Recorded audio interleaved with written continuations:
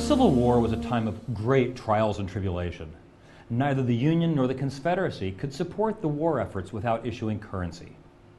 Prior to the war, most currency was issued by private banks, with federal efforts concentrated mostly on the production of coinage backed by its metallic content. The currency that was issued by the Confederacy and the Union was mostly fiat currency, backed solely on the faith of the state. But not all currency was to be created equal. In addition to demand notes and legal tender notes, which were privately payable for most debts private and public, gold certificates were also authorized a short time later with the Act of March 3, 1863. They were backed by gold in the Treasury, which was payable on demand. The Act called for notes to be printed in denominations not to be less than $20. The design elements were chosen by Treasury employees for these gold certificates and were carried over to many of the gold certificates issued throughout the late 1920s. Most specifically, the color scheme. These elements can be seen on the Friedberg 1166C, the 1864 $100 gold certificate presented in our Central States Currency Platinum Night. It's graded Apparent Extremely Fine 40 by PCGS.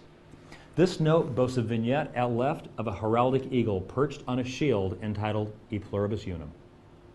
Heraldic eagles are commonly seen on coinage and currency of nations in a state of war.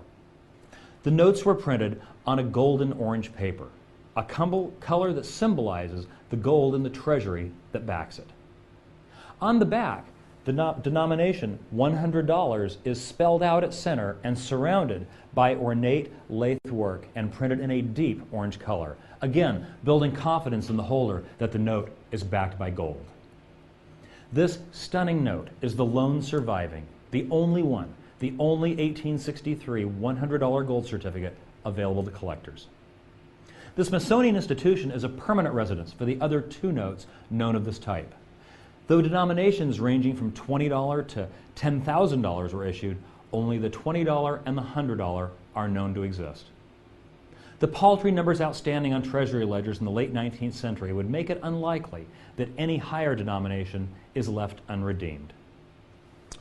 Little is known about the pedigree of this classic United States rarity before it was sold by a Midwest dealer to our good friends Dr. Edward and Joanne Dower, who were the owners of record before our consignor purchased it for his collection. This note, as well as the 1891 $1,000 Treasury note offered here this evening, is completely necessary for a complete set of United States type notes. To date, only the Dowers, and the Dowers only, have been able to accomplish the feat of assembling a large-sized typeset of United States currency. Quite a lofty accomplishment. With no previous auction records to rely on and a private treaty sale at $2.25 million, an estimate of $1.5 million could be very conservative. We shall see.